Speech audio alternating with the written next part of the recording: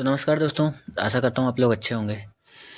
तो साहब अभी तक आपके जो पिछले केसेस थे, जो क्राइम अगेंस्ट वुमेन हुआ था, वो पिछले केसेस अभी तक सॉल्व हुए नहीं। उसका जस्टिस अभी तक विक्टिम्स को मिला नहीं। एक और नया केस आ गया।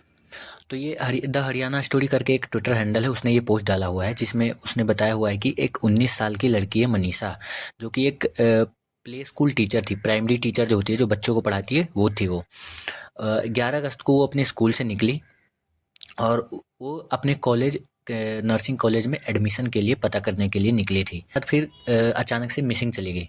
उसका फिर उसके बाद कोई पता नहीं चला। उसके परिवार वाले गए उस पुलिस में कंप्लेन करवाने के लिए। तो ऐसा इसमें बताया जा रहा है कि जो पुलिस वाले थे, वो रिपोर्ट लिखने से मना कर रहे थे और उन्होंने उनको मॉक किया, मतलब वहाँ से उनको भेज दिया बिना वो उनका रिपोर्ट लिखे, उनको वापस लौटा दिया।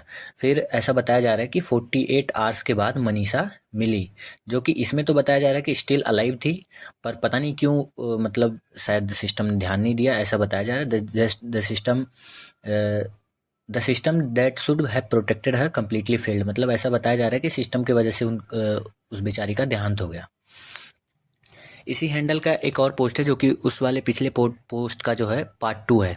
इसमें बताया जा रहा है कि उस लड़की को जो मारा गया है, इतनी दरिंदगी से मारा गया है।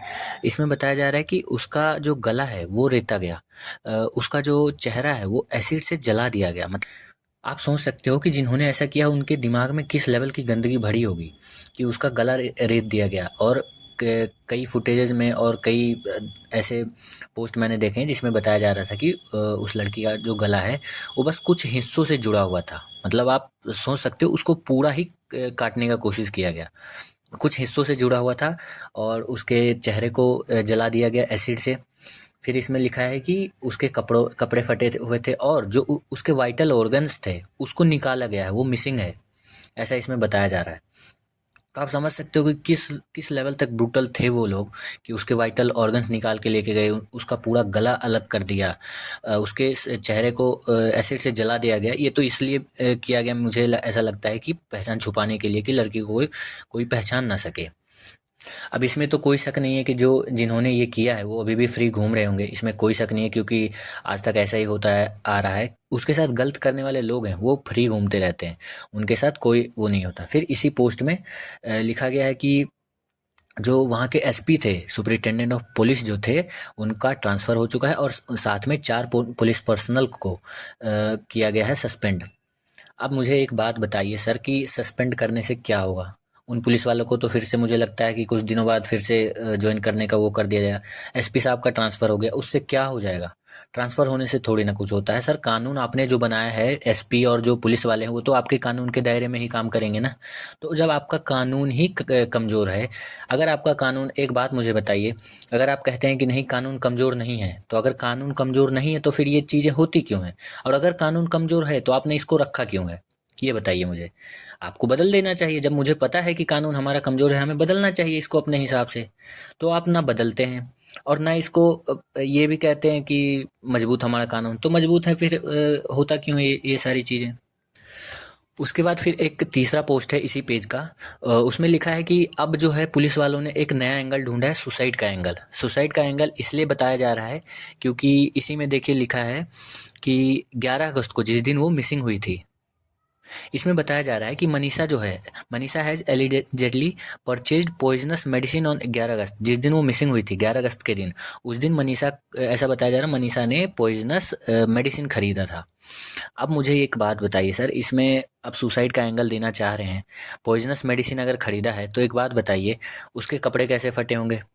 कपड़े फटे, अगर मान के चलो कि कपड़े फट भी सकते हैं, उसका गला कैसे रेता होगा? कोई अपना गला खुद कैसे रेतेगा? अगर कोई पॉइजनस मेडिसिन लाया है मरने के लिए, अगर सुसाइड की बात अगर आप करते हैं, तो अगर कोई खुद को हार्म करने के लिए पॉइजनस मेडिसिन खाएगा तो उसका गला कैसे रेता जाएगा? अपने चेहरे पे एसिड कौन कैसे डालेगी वो? मुझे ये बताइए। तो ये सुसाइड का एंगल तो मुझे किसी भी तरह से नहीं लग रहा।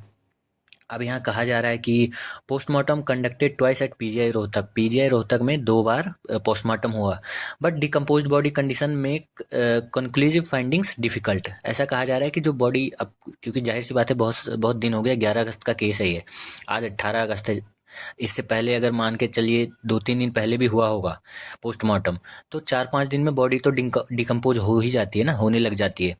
तो इस वजह से कहा जा रहा है कि जो पोस्टमार्टम है बहुत मुश्किल हो रहा है उसमें, जैसे इन्वेस्टिगेट करना बहुत मुश्किल हो रहा है। तो उसमें बताया जा रहा है कि 6 इन्वेस्टिगेशन टीम्स लगी है इस केस पे। तो सर आप 6 लगा दो या 16 लगा दो, उससे कोई फ़र्क नहीं पड़ता। जो हो चुका वो तो हो चुका है, उसको आप बदल नहीं सकते। आपको बदलना चाहिए था तो आपका कानून बदलना चाहिए था। वर इतने दिनों से, इतने साल से रेप्स होते आ रहे हैं। मुझे तो कोई शक नहीं है कि ये रेप का मामला होगा, क्योंकि इतनी ब्रूटल मौत तो वही देती है भाई। आज तक जितने भी केसेस हुए हैं सब में इसी तरह का सिमिलर सा पैटर्न दिखा है। इसमें कोई शक नहीं, सुसाइड तो है नहीं। ये तो फालतू में ही एंगल दिया जा रहा है सुसाइड का। सुसाइड तो बिल्कुल भी नहीं है। तो जब आपको पता है कि इतने सालों से आपका कानून अगर मजबूत होता तो रुक गया होता, नहीं है मजबूत, तभी ऐसा होता है। तो आप इसको बदलिए। आप कोई कड़ा एक्शन नहीं लेते। रेप करने वाला घूमता रहता है बाहर, आप आराम से बैठे रहते हैं। तो फिर आप कैसे उम्मीद रखते हैं कि क्राइम्स बंद हो जाएंगे? तो यही एक न्यूज़ है भाई, यही मुझे देना था। अब मुझे समझ में नहीं आ रहा मैं क्या करूं। भगवान बच्ची की आत्मा को शांति दे।